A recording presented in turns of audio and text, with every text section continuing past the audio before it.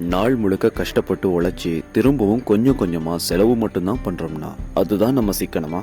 எங்கெங்க குறைவா செலவு பண்ணணும்னு ஐடியாவே இல்லாம அடடே நம்ம சிக்கனமா இருக்கணும்னு தோன்றப்போ மட்டும் பேரம் பேசுறோம்ல, இது சரியான்றதுதான் என்னோட கேள்வி. ஒரு 100 ரூபா டேட்டா கார்டுல டவுன்லோட் பண்ணி பாக்குற படத்தை ஆயிரக்கணக்கில் செலவு பண்ணி ஏசியில உட்காந்து பாக்குறோம். சிக்கனம்.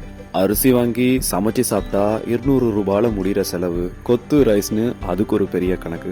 நமக்கு செட்டே ஆகாத ட்ரெண்டான புது துணியை சும்மா வாங்கி வைக்கிறோம். 10 ரூபா டீ முடிஞ்சு போச்சு.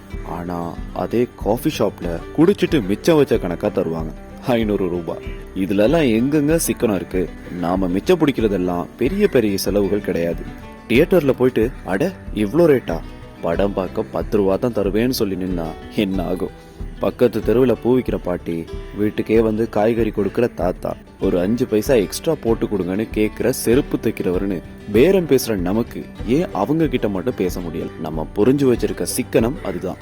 நம்ம பணத்தை சிக்கனப்படுத்த நினைக்கிறதெல்லாம் ஓகே, ஆனா அதுல ஒரு நியாயம் வேணாமாங்க? 5 ரூபா 10 ரூபாயில சிக்கனம் பிடிக்கிறோம்.